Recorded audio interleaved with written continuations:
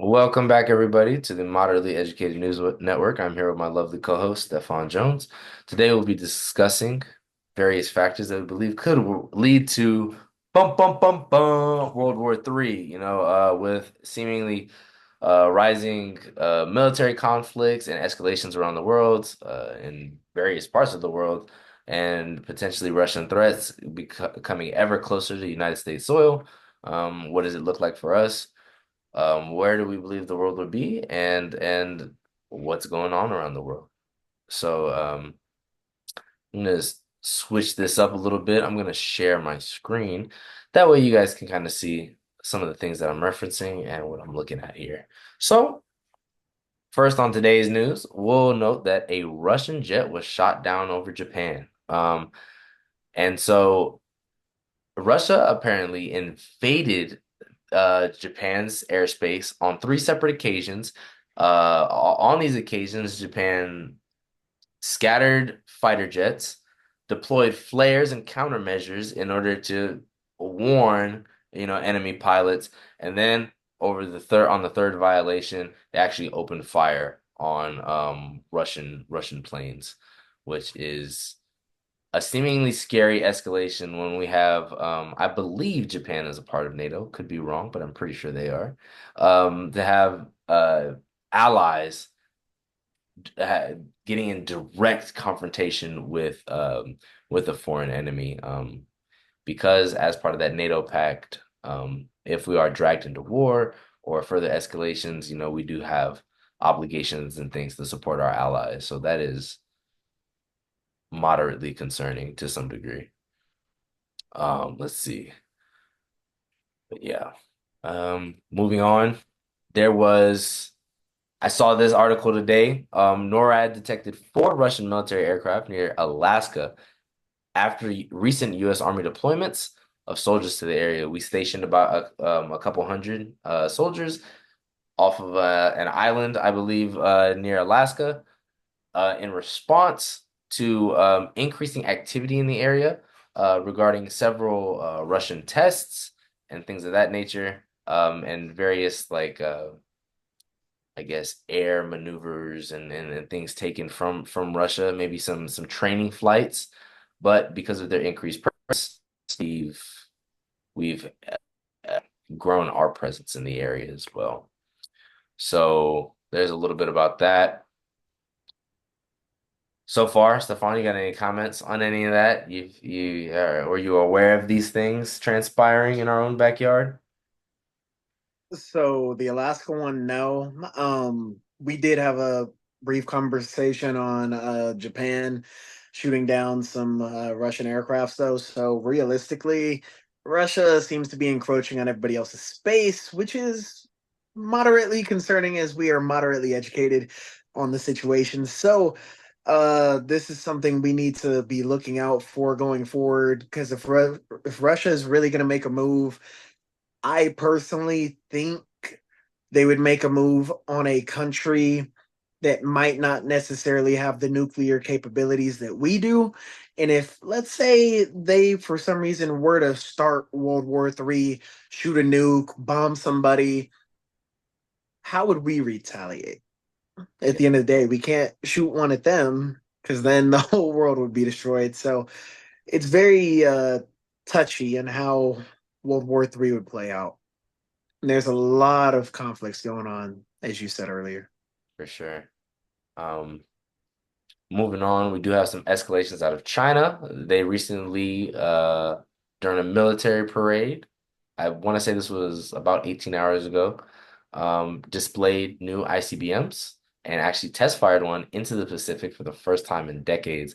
This is not, they it's seemingly bad timing to start testing your ICBMs as if you're intending to use them. Another spooky article here that yeah, but it says it was a routine part of the Rocket Force's annual military training. However, you know, considering something like this hasn't been done in decades, and now we're hearing things about annual training. I don't know. Makes you wonder, makes you think. And then finally, more on ICBMs. We have Putin's failed launch of the Satan II rocket.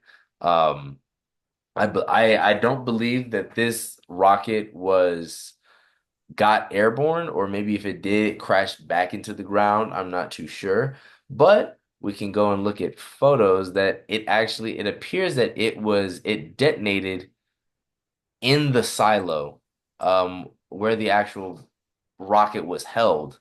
So I don't believe that this ever made it significantly off the ground, but this is previously where the silo was. And as we can see by before and after photos, completely destroyed the testing facility at which it was housed.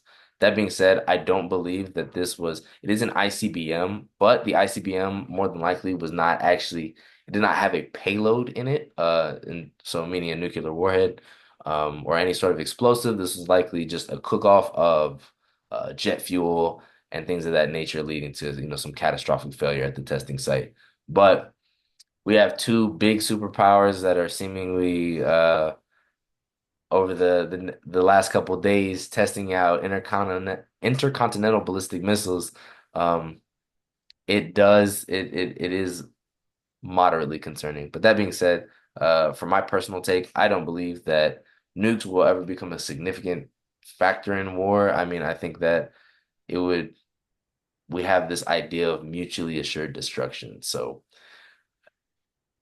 yeah, There's gonna be an extremist one day that's gonna be okay with that though, and all it takes is one person. It's all it takes. One wrong person in power with access to that yeah, just doesn't care, and it's over for everybody. And yeah. that's terrifying to think about. Yep. Um, I think even I believe I saw an article many years back where even brief nuclear exchanges are enough to alter like climates around the world. So it doesn't have to be entire armaments and arsenals of nuclear warheads being used. It can be four, five, six, or seven that are all going off in succession that, stir up dust in the atmosphere or block out the sun or plunge us into a nuclear winter that it changes global temperatures, and then we see famine and disease rise because of lack of sunlight and things like that. Yeah, no, it's a real concern, and it does only take one extremist, but I don't I it's hard for me to envision a world where somebody that mad exists, seemingly because, well, you're more than likely a narcissist. You want to run a country. That being said, you need a country to run. So if you destroy the world and everybody in it, I don't see there being much left for you to do there. But I mean, there are people that, end up taking their own lives. I mean, didn't Hitler end up taking his own life? absolutely, but I that may be out of So fear if or somebody's capable of retaliation. taking their own life, what if they're like, I'm gonna take everybody else with me? The next big dictator. I'm gonna take everybody with me. You don't think that's a possibility? I guess you could see a sort of dead man switch activated or something like that. Whereas like if for whatever reason Russia is being invaded and overrun and their sovereignty is being taken into question, I could see how somebody, like, or I shouldn't say somebody, but Putin specifically would, as like a last ditch effort, like I'm screwed anyway, might as well. I could see how that does become a problem, but uh, no, again, I don't think it's likely. I really don't. I think we see too much fighting today amongst like proxy nations and things like that, to where we more than likely won't see superpowers engage in direct conflict. I'd imagine maybe ever again. I don't have high hopes for World War III. Yeah. I hope and pray not. Yeah. Um, and Do then you have one for Hezbollah too? I can go on real quick. Would you like to give a quick uh oh, if I can spell.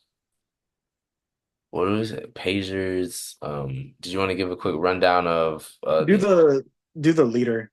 So just yeah, really quickly, guys. So it wasn't necessarily known to be Israel, it's assumed to be Israel, but it's been confirmed to be Israel. So first there are the pager bombings that killed about 2,700 and injured around 20 people, give or take.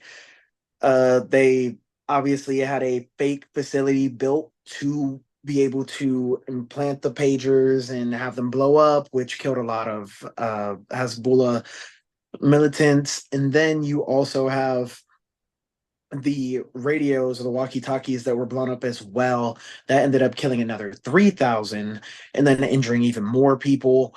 And now Israel has actually bombed Hezbollah and killed a top commander while families are starting to flee southern Lebanon because obviously Hezbollah is a militant group that's in Lebanon, but there are innocent bystanders that are being hurt by this as well.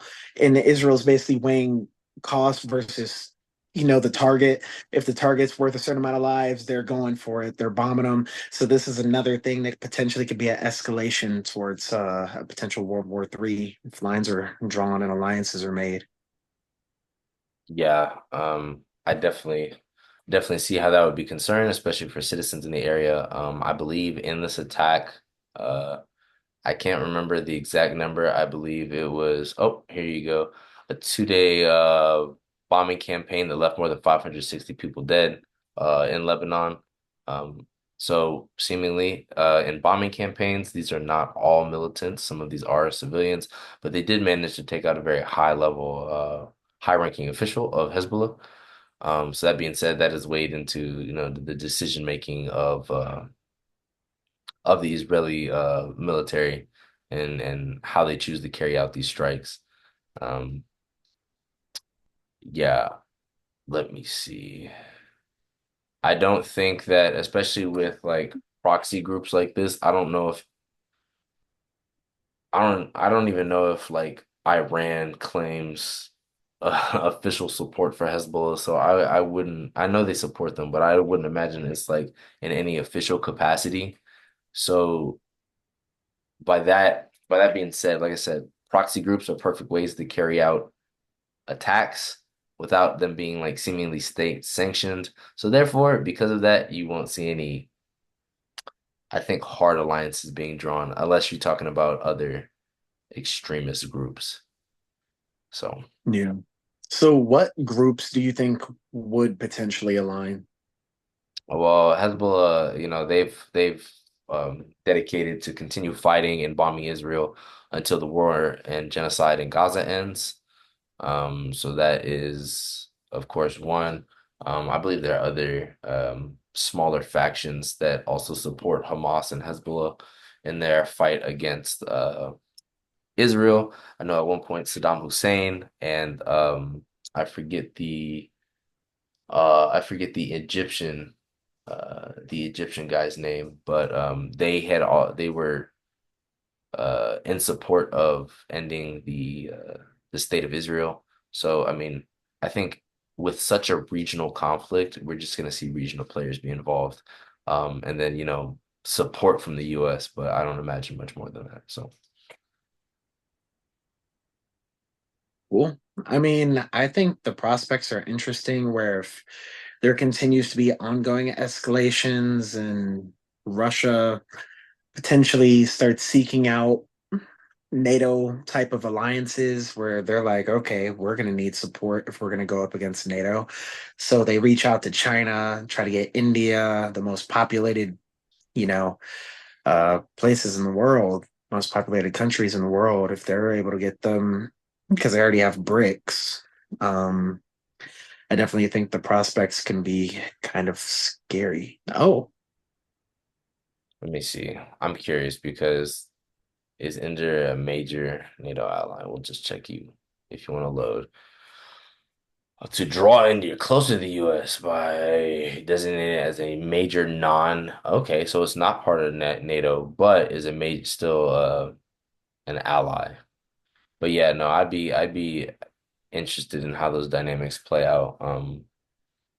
Yeah, I think BRICS more aligns with like economic uh independence and some economic goals there more than anything. I don't think we face like a too much of a threat from those guys like Brazil siding with Russia and China like that. I don't know. Yeah, Brazil is, yeah. That's why I didn't mention them. But they're actually, it seems kind of like globally there is a play for Russia and China to get Russia, China, and the US, I would say, to get India on their side.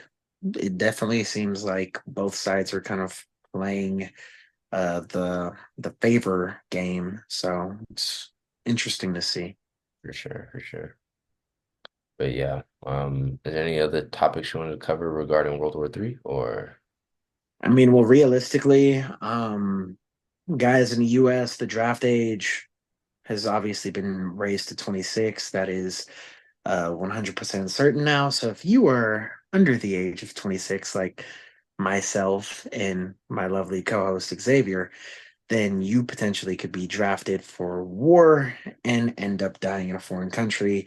Is that ideal? No, it is not. So let's pray that that does not happen and that our alliances and, everything and our obviously uh very magnificent, strong military presence will keep us out of war. And hopefully nobody will trifle with us. yeah, absolutely. But all that being said, I don't think I think dying in the glorious theater of war is better than a lot of ways you could go out preserving freedom, prosperity, and fighting for sovereignty. I gotta say, having that tattooed across your little tombstone there, it doesn't sound too bad. So My it boy, I'm trying to die at home in a bed. I go to sleep, I don't wake up. I want a peaceful death. I'm not trying to get blown to smithereens, be on fire and burning and tortured. And, bro, if you want to go be waterboarded for your country, my boy, you go do that. That's it. We have a difference of opinion on that one. absolutely, yeah. Um, Yeah, no, I would be probably for mandatory military service for all US citizens, so the same as the Israel does for its citizens. I believe that it would not only teach life skills to young emerging adults, I believe that it would teach you leadership, communication skills, as well as instilling you with a great sense of national pride, which I think would unify this country beyond all belief as we are It's so very needed. I agree. partisanly divided at the moment. So I wouldn't be too scared about joining the military, guys. And in terms of your selective service, again, I don't think World War III is around the corner per se, so I wouldn't be too worked up about it. Would you That being say said, these yes, tensions are the greatest that we've seen, though? I'd prefer not Since to be exploded. Are the chances the greatest that we've seen? I mean, in what relative time frame? I think that, there was I'm sure everybody thought there's going to be World War III during the Cold War, where there were missiles literally in Cuba in our backyard. Um, is it's hard to say. I think they're no, I don't think I really don't think that we're any further or closer than we have been in at any point in our history. I don't see it. So okay. there's always been, I think, a lot of military flexing and ICBM testing. I know where Trump referred to, I think it was it Kim Jong-un, the leader of North Korea, as the Rocket Man because he was constantly testing, doing missile testing and things like that. Yeah, I think there's always a scare to hear that other people potentially have this kind of technology, but we don't. Yeah, we ultimately don't see a lot come out of it. What about Russia's increased invasions of, different countries trying to take over? Because Yeah, Ukraine isn't the first. People think it is, but it's not. what would be the first? I need to go back and see. Give me like Because 5 seconds. in terms of like the Crimean annexation, that conflicts have been going on forever. Like Russia and Ukraine have been fighting for a very long time. It's now that we see it like a pretty significant escalation, but that fighting has been going on for a while. So Israel, Gaza, I mean, that stuff is what, 1948 or something ridiculous like that. It's been going on for a while. We just see recent escalations in it. I do think that we'll kind of, I think especially as Russia loses its momentum in Ukraine and Ukraine is now on a counteroffensive, invading and pushing past into Russian borders, I do think that we will reach a stalemate where there will be a mutual exchange of land and original borders may be, returned as was. So again, I don't see Russia being able to push much further. I don't see I don't see an end in sight for for Israel and Gaza. So that'll probably just kind of die down, hopefully, and then we'll repeat this cycle in another decade or so. But yeah, I don't think That would be ideal. that's ideal, not solving the conflicts. No, no, no, no, no, no, no, no, no. I'm saying like if everything dies down and we resolve everything, that's what I'm saying would be ideal. Yeah, yeah. But yeah, I But don't. yeah, in 2008, didn't Russia go to war with Georgia, South Ossetia, and Abkhazia? I hope I said that right. I have no idea where or who those places are. Take that over. But yeah, Peroni, man. But yeah, that being said, guys, if you enjoyed the content, enjoyed being informed, please go ahead and make sure to leave a like, hit that like button. It shows support. We definitely need it. We love you. Um, Go ahead and subscribe if you're not subscribed to the channel so you can stay informed on new updates and new videos that we're going to be coming out with. And then make sure to share with a family member or a friend. And that being said, guys, we love you. Stay moderately educated and at peace. Adios, boys. All right, let me stop sharing and stop the recording.